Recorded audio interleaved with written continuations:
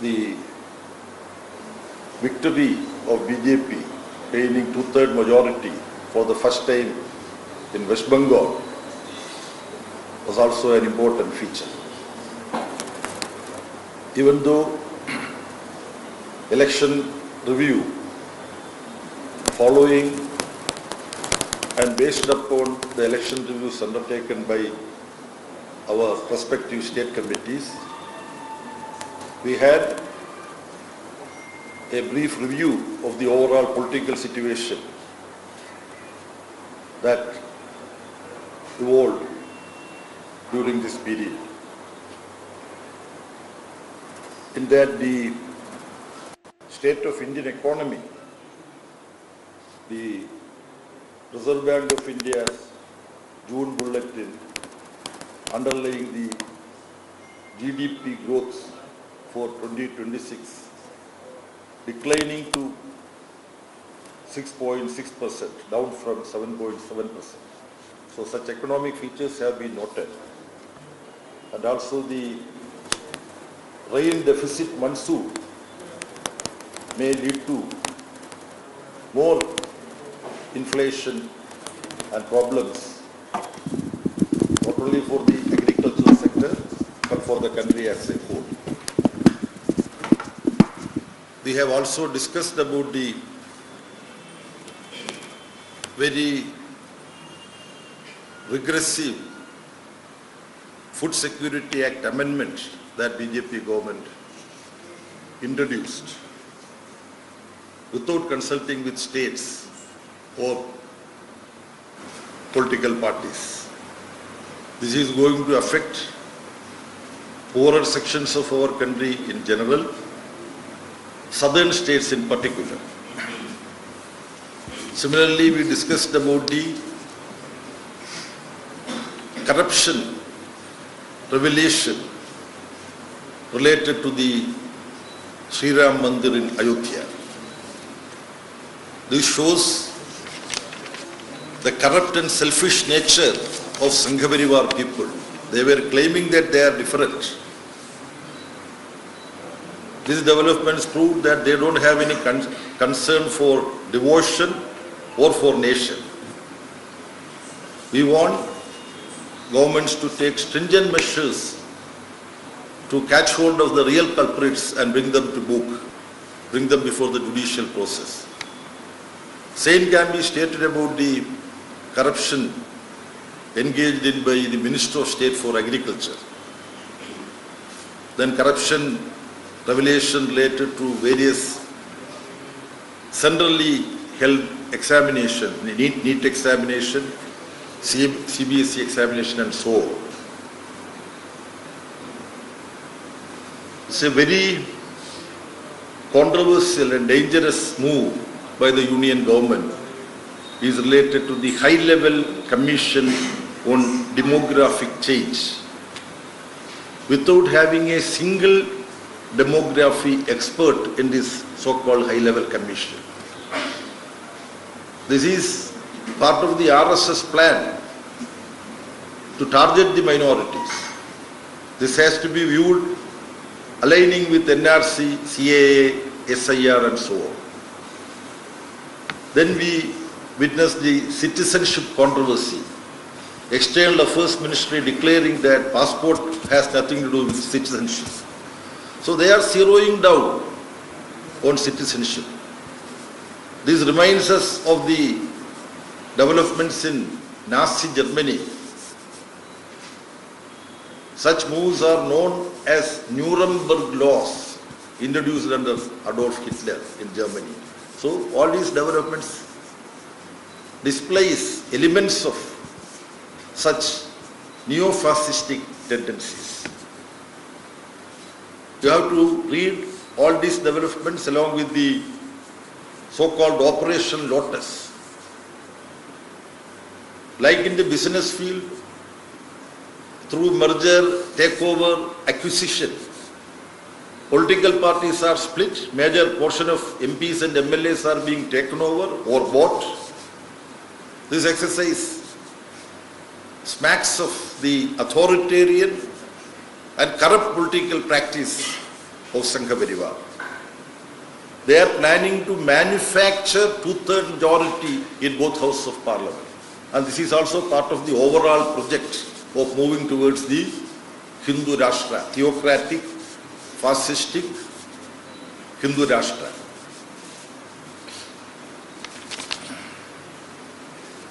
Parallel to this, our party and the left, we have been speaking about the neo-fascist tendencies of the Union government, BJP government.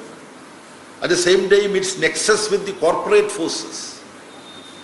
Now, in the name of providing land for IT companies for data centers, most valuable thousands of acres of land is being taken over and handed over to these companies, multinational companies who have formed agreement with Ambani or Adani or such Indian corporates. This is also happening. This is a very, very disturbing development that is taking place in our country. Recently in Bihar, Andhra Pradesh and many other places, similar instances have taken place.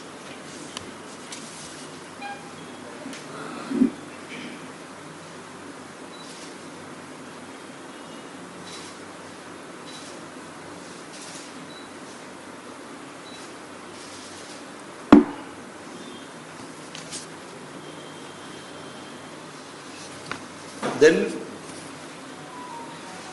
again, in line with this authoritarian moves, displaying neo-fascist tendencies, we have this report from Gujarat, which is now available with media also. Gujarat State Police have come with a new standard operating procedure, SOP, to communally profile and target minorities. I have gone through the text of this. They even speak about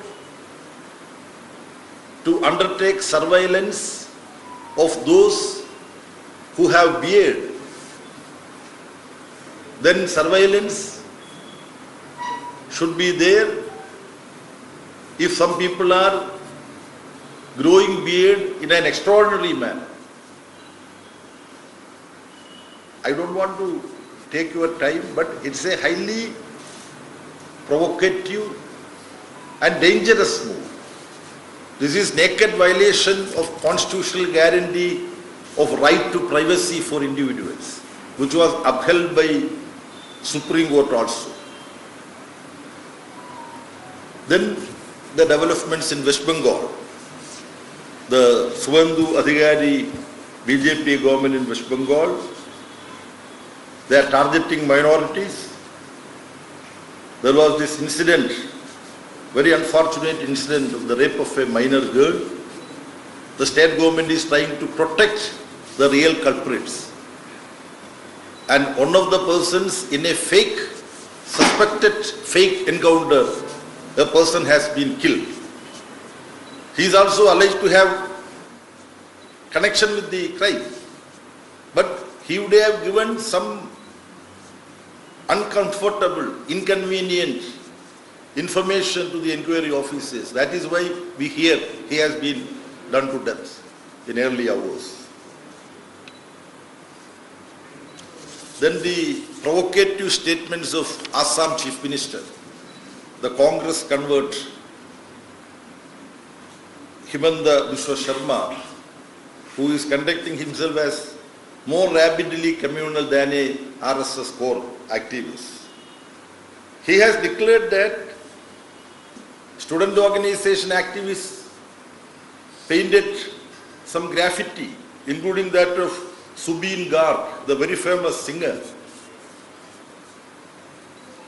So, Hemanta Biswa Sharma, the Assam Chief Minister, is saying that those who draw such graffiti, they would be booked under NSA, National Security Act. He has publicly made this statement. So, this all together shows how authoritarian BJP union government as well as state governments are.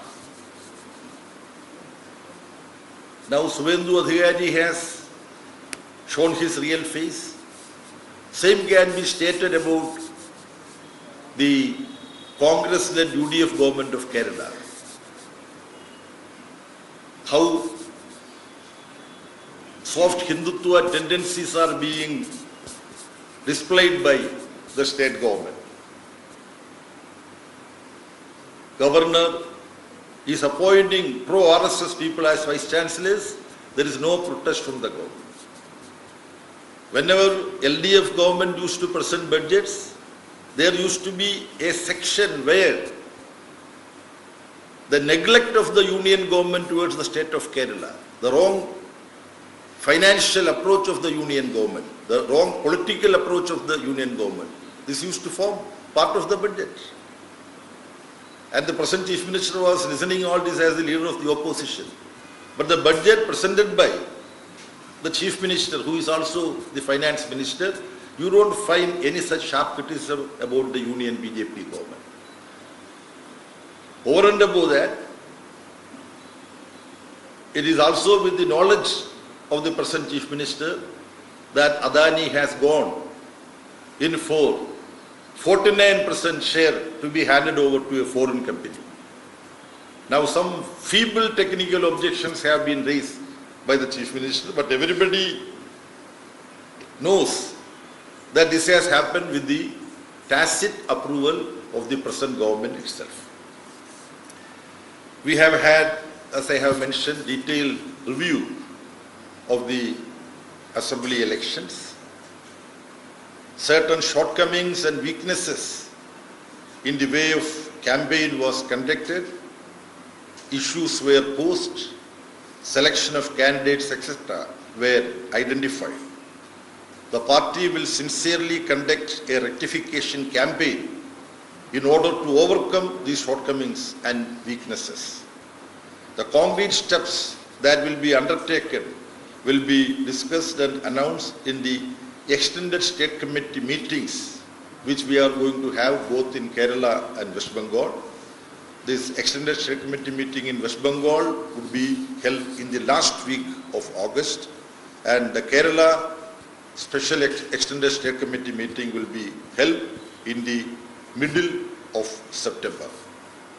We have also decided to undertake a campaign for electoral reforms, taking experts, scholars, constitutional experts and all into our confidence, along with other opposition political parties. Then campaign for implementation of the women's reservation, 1/3 women's reservation. Now government wants to link it up with delimitation. We say that if the government has any sincerity, what prevents the government from implementing it straight away for 543 Lok Sabha members, and the number of assembly members differs from state to state. Demanding this, there is going to be huge struggle during the monsoon session of Parliament. There will be women's organizations coming forward. CPIM Central Committee has decided to extend support and solidarity with this particular struggle. Similarly, anti-imperialist campaign would be undertaken. Do you know the US-Iran MOU has fallen apart? Notwithstanding the ceasefire as part of the MOU, USA and Israel, they are attacking Iran. Iran is retaliating. Lebanon is being attacked by Israel. So in such a situation, it is the duty of the people of our country to tell the people how imperialism is imposing this war on sovereign independent countries. This is affecting our economy also. Now with the ceasefire, the crude oil prices have come down, but Narendra Modi government did not take any steps to withdraw the price hike they have implemented for petrol, diesel, kerosene, gas and so on. So we demand that Government of India should react following the relatively peaceful situation that has emerged in Strait of Hormuz. We have also decided to extend support and solidarity with the call of the central trade unions and Samyukta Kisan Morcha on matters related to the plight of workers and peasants. They are having a jail baro movement from 10th of August onwards. CPM Central Committee has decided to extend support and solidarity with this.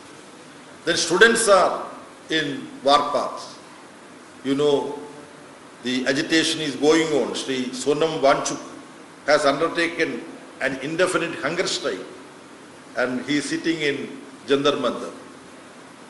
Democratic Progressive Student Organizations are all extending their support to this. On 20th July, student organizations are taking out a demonstration to Parliament, that is to Jantar Mantar. Central Committee has decided to extend support to the student action also, demanding the resignation of Dharmendra Pradhan, who is the Minister for Education. This is the brief presentation I would like to make.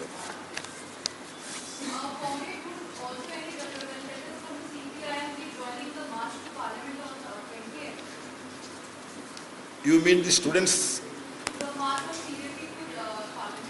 Yeah, our MPs may join. Student organizations are there.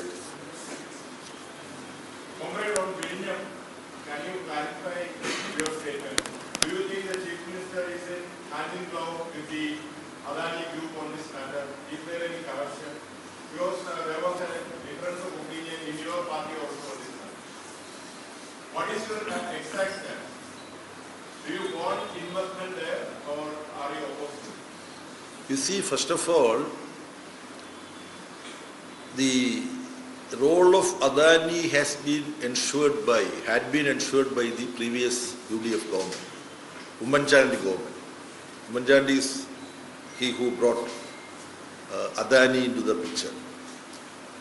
Then Pinarayi Vijayan government had to go ahead with that agreement because it was practically impossible, because if they go to the litigation, then in all similar cases courts used to uphold the MOU signed earlier.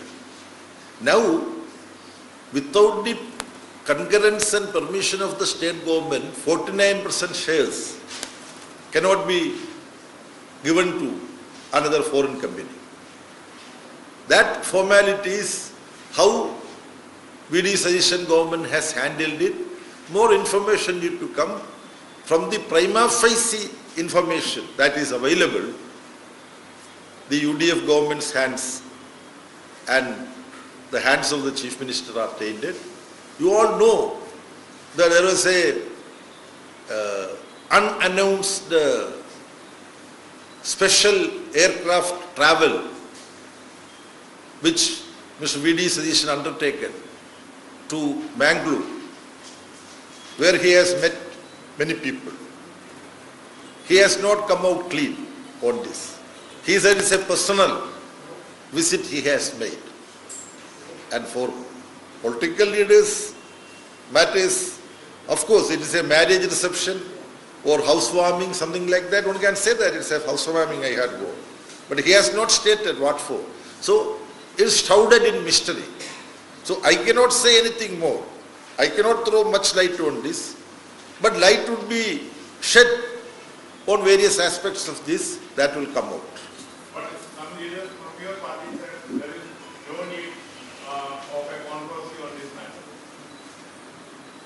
On this matter, party leader, former Chief Minister and present leader of the opposition has publicly criticized on the floor of the House how this matter has been handled by VD Suggestion government.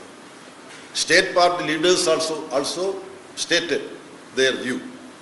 Then, as you say, certain statements made by certain leaders, media gives various interpretations to their statements. But so far as CPIM is concerned and so far as LDF is concerned, we have the criticism of the way in which VD Suggestion government handled this matter. That criticism stands. those statements are about certain nuances. So that is not a big issue.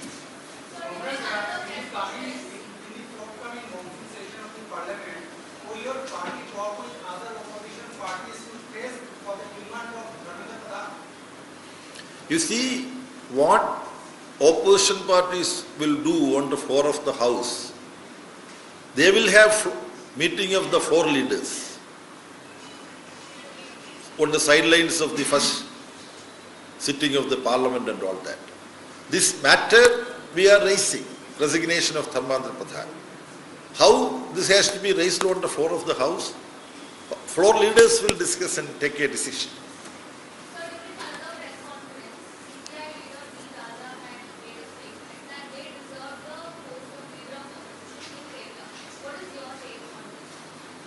No, this is a matter to be discussed by leaders of CPI and CPIM in Kerala. They should discuss and they should find a solution to this problem. Important parties are leading India alliance. Important parties are leading India alliance like DMK, AAP. Sharpar is also having some discussions. There are reports that they are having a discussion with BJP. So day by day the India alliance is weakening. So what is your stance? You see, while briefly presenting the political development, we all can see how BJP is spreading its tentacles in different parts of the country. So we need secular, democratic, progressive political parties committed in the struggle against fascistic RSS and the BJP controlled by RSS to be faced, fought and defeated.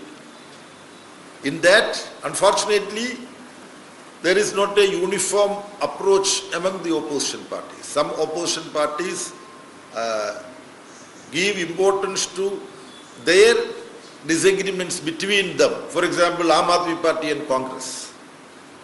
Similarly, DMK has now taken a position. So on and so forth. CPIM is of the firm opinion that notwithstanding the differences that various opposition parties are having among them, that differences may stay. They can try to sort out those differences. But the opposition parties should give predominant importance to the fight against BJP and their allies, because that is being controlled by a fascistic RSS. That is what makes BJP a different. It's not like another political party. So this is the view of the CPIM. But having stated this, to implement this approach, there are many hurdles and difficulties. Every political party in the opposition should be responsible and responsive on such matters. But unfortunately, various political parties are not attaching political, ideological importance to this particular task. They give more importance to their mutual problems. But CPIM, notwithstanding, topmost Congress leaders coming to Kerala during the assembly election and conducting themselves in a not a dignified manner they conducted. I was looking for a moderate word. Actually, I should not use a moderate word, but I am using only a moderate word.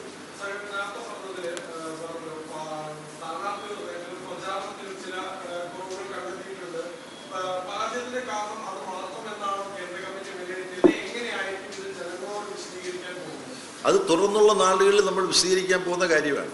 ഇപ്പം നിങ്ങളോട് ചുരുക്കിയേ പറയാൻ പറ്റുള്ളൂ. നിങ്ങൾക്ക് എത്രത്തോളം ക്ഷമയുണ്ട് എന്നുള്ള കാര്യത്തിൽ എനിക്ക് സംശയമുള്ളത് കൊണ്ടാണ് ഞാനത് വിശദീകരിക്കാത്തത്. ഞാനത് വിശദീകരിക്കും, നിങ്ങൾ ഭയപ്പെടേണ്ട. അത് വിശദീകരിക്കാനുള്ള സ്ഥലം ഇതല്ല, വേറെ സ്ഥലത്ത് അത് വിശദീകരിക്കും.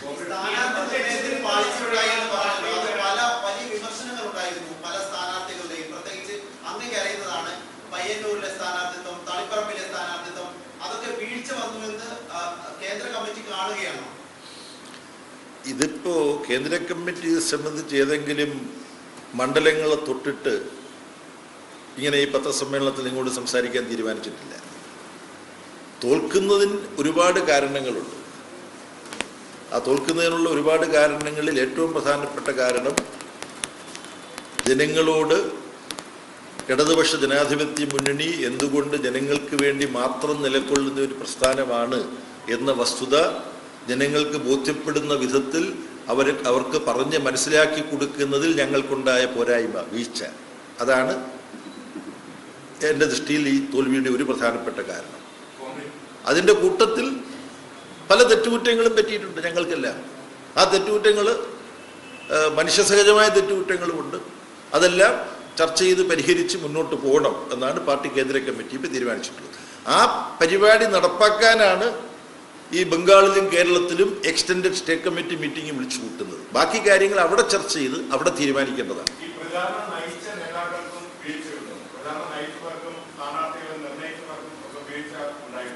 അല്ല, ആ കാര്യങ്ങളെല്ലാം പാർട്ടി കേന്ദ്ര കമ്മിറ്റി തയ്യാറാക്കിയ റിപ്പോർട്ടിൻ്റെ വെളിച്ചത്തിൽ ഞങ്ങൾ സംസ്ഥാന കമ്മിറ്റിയിൽ റിപ്പോർട്ട് ചെയ്യും, വിപുലീകൃത സംസ്ഥാന കമ്മിറ്റി യോഗത്തിൽ റിപ്പോർട്ട് ചെയ്യും. അവിടെയാണ് അത് സംബന്ധിച്ച്. ഇത് വ്യക്തികൾക്ക് വീഴ്ചയുണ്ടോ? വ്യക്തികൾ ചേർന്ന പാർട്ടിക്കല്ലേ വീഴ്ചയുണ്ടാകുന്നത്. പാർട്ടിക്ക് വീഴ്ചയുണ്ടാകുന്നത് ആ പാർട്ടിയിലുള്ള പല തലങ്ങളിൽ പ്രവർത്തിക്കുന്ന വ്യക്തികൾക്ക്, ഞാൻ ഉൾപ്പെടെയുള്ളവർക്ക് ഓരോന്നും ശ്രദ്ധിക്കാൻ കഴിഞ്ഞിട്ടുണ്ടോ തുടങ്ങിയ വിഷയങ്ങൾ വരും. അങ്ങനെ ആലോചിച്ച് സ്വയം വിമർശനം നടത്തേണ്ടതില്ലാത്തവരായിട്ട് ആരും പാർട്ടിയിലില്ല. ബ്രാഞ്ചിൽ പ്രവർത്തിക്കുന്ന അംഗങ്ങൾ നമ്മുടെ കഴിവ് മുഴുവൻ എടുത്ത് പ്രവർത്തിച്ചോ സ്ഥാനാർത്ഥിക്ക് വേണ്ടി എന്ന് ചോദിക്കുമ്പോൾ ബ്രാഞ്ചിലെ മെമ്പർക്കും സ്വയംവിമർശനം നടത്തേണ്ടി വരും. എനിക്ക് കുറച്ചും കൂടെ പ്രവർത്തിക്കാൻ കഴിയുമായിരുന്നു, ജയിച്ചു കഴിഞ്ഞു, ഈ മണ്ഡലമല്ലേ, നമ്മുടെ മണ്ഡലമല്ലേ ഇത്, വലിയ പ്രശ്നമില്ല. അപ്പോൾ ജനറൽ സെക്രട്ടറി മുതൽ ബ്രാഞ്ച് മെമ്പർ വരെയുള്ളവരുടെ പ്രവർത്തനത്തിൽ വലുതും ചെറുതുമായ പോരായ്മകൾ ഉണ്ടായിട്ടുണ്ടാവും. എന്നാൽ എല്ലാവരുടെ ഭാഗത്തും ഒരേ തോതിലുള്ളതല്ല. പോരായ്മകൾ ഓരോരുത്തർക്കും പറ്റിയത് വ്യത്യസ്ത തോതിലായിരിക്കും. അതെല്ലാം ഞങ്ങൾ ചർച്ച ചെയ്ത് ആ തെറ്റുകൾ തിരുത്തുക എന്നുള്ളതാണ് പാർട്ടി എപ്പോഴും ചെയ്യാറുള്ളത്. നേതാക്കൾക്ക് ഇക്കാര്യത്തിൽ ഒരു ജാഗ്രത കുറവുണ്ടായോ? സാധാരണ CPM-നെ സംബന്ധിച്ചിടത്തോളം എന്തെങ്കിലും ഒരു പിഴവ് വന്നാൽ ആ സമയം തിരുത്താനുള്ള സംഘടനാ സംവിധാനമുണ്ട്, കോൺഗ്രസ് പോലെയൊന്നും അല്ലല്ലോ. അപ്പൊ നേതൃത്വത്തിന് ഇക്കാര്യത്തിൽ ഒരു ജാഗ്രത കുറവുണ്ടായിട്ടുണ്ടോ? പാർട്ടിക്ക് വിവിധ തലങ്ങളിൽ ജാഗ്രത കുറവുണ്ടായി. ഈ നേതാവെന്ന് പറയുന്ന ഒരു പ്രയോഗം ആശയവിനിമയത്തിന് നമ്മുടെ ഭാഷയിൽ ഉപയോഗിക്കേണ്ടി വരുന്നുണ്ടെങ്കിലും എനിക്ക് ഏറ്റവും കൂടുതൽ വിയോജിപ്പുള്ള ഒരു പ്രയോഗമാണിത്. മലയാളം അറിയാൻ പാടില്ലാത്തവരൊക്കെ വിചാരിക്കുന്നത് എന്താണെന്ന്. They were asking whether leaders are responsible for the setback, and I was saying that I have my disagreement about the term leader itself. Leader and cadre. To commute for the benefit of communication, you may have to use this. So far as I am concerned, General Secretary to Branch Secretary and Branch Member, every party member is equally important and valuable. A mistake committed by comrade at any level would adversely affect the party. Good things done by party member to General Secretary and PB member, that would give positive contribution. That is how a communist party should view it. Other parties have leaders, high command. Finally, this amorphous high command will decide everything. You know how the Chief Minister of Kerala was chosen this time. I don't go any further. Okay.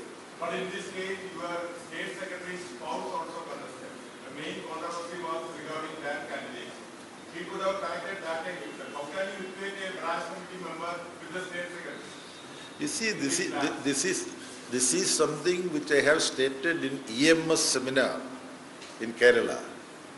You see, every individual is a spouse of another person, unless one should be like K. Radhakrishnan, who has not married, our former speaker. Those who have married, they will have a spouse, they will have children, they have in-laws. So anybody can be identified as a relative of somebody. Important leader, important quote unquote, because I have just now mentioned. So the point is that such allegations are being magnified and exaggerated. Now we have a government took oath in Kerala. I am told that 10 ministers who took oath in the Kerala UDF government are either this way related or that way related with 10 prominent leaders of different political parties. You know that. But no paper discusses that as an issue, they mention that in the biodata of the minister. So and so happened to be the son of so and so. So and so happened to be the wife of so and so. There is a wife, all that. Public sphere expects a very high moral standard from CPIM and left parties. When we have high moral standard, those who have been working for the party, just because they happen to be related to one particular leader, they should not be denied something what they can legitimately get. This also is an important point. Anyway, candidate decision, fixation and all that, we have, Central Committee has seen that there were certain lack of caution when certain candidates have been decided upon. We will take proper lesson in the future.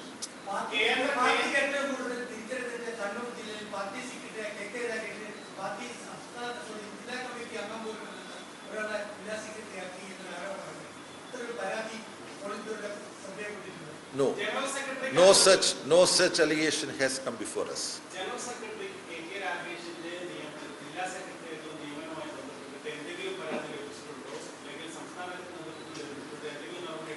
I replied the same question. No, we have not received any complaint against Kannur District Secretary of the party.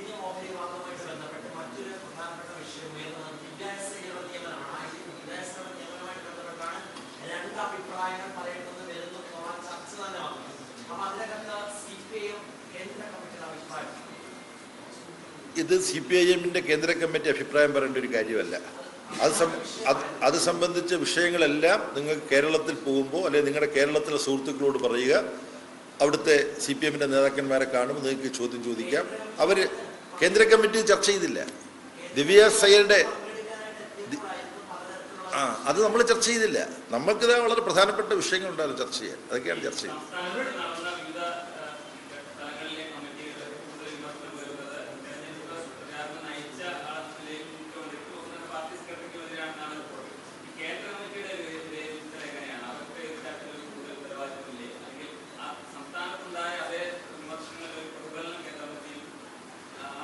ഇങ്ങനെയെല്ലാമുള്ള വിമർശനങ്ങൾ നിങ്ങൾ മാധ്യമങ്ങൾ നടത്തിയതാണ്.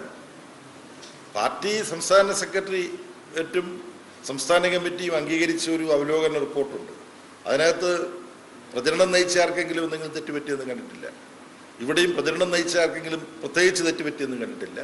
എന്നാൽ പ്രചരണത്തിനിടയിൽ കേരളത്തിൽ തന്നെ ഇപ്പോൾ ചർച്ച ചെയ്ത് കഴിഞ്ഞ സ്വവിമർശനപരമായി സംസ്ഥാന കമ്മിറ്റി തന്നെ കണ്ടെത്തിയ കാര്യങ്ങളുണ്ട്. വെള്ളാപ്പള്ളി നടേശൻ നടത്തിയിട്ടുള്ള ചില പ്രസ്താവനകൾ, അതിനോട് വിമർശനപരമായി പാർട്ടി പ്രതികരിച്ചെങ്കിലും വേണ്ടത്ര ശക്തമായ ഭാഷയിൽ പ്രതികരിച്ചില്ല എന്ന് തുടങ്ങി കുറേ കാര്യങ്ങൾ, ജാഗ്രതക്കുറവുണ്ടായത്, തെറ്റുകുറ്റങ്ങൾ പറ്റിയത് അവിടെ ചർച്ച ചെയ്ത് തീരുമാനിച്ചിട്ടുണ്ട്. അതിൽ നിന്ന് വ്യത്യസ്തമായിട്ടുള്ള എന്തെങ്കിലും ഒരു തീരുമാനത്തിലേക്ക് ഇവിടെ കേന്ദ്ര കമ്മിറ്റിയുടെ അവലോകനം പോയിട്ടില്ല. Please let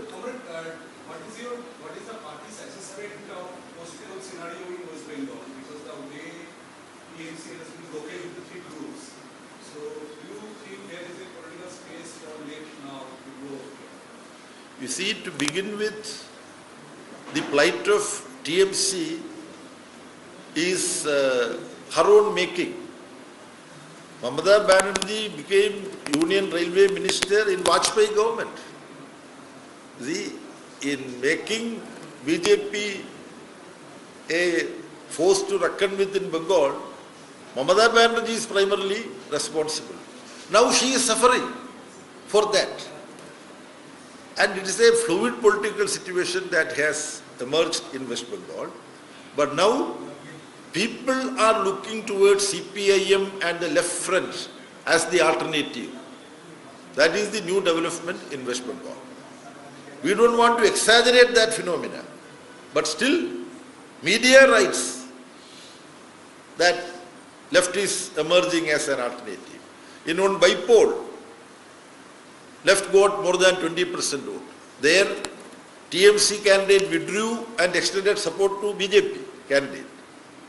In that situation, now Bengal people realize that TMC and BJP, they used to pretend that they are fighting each other.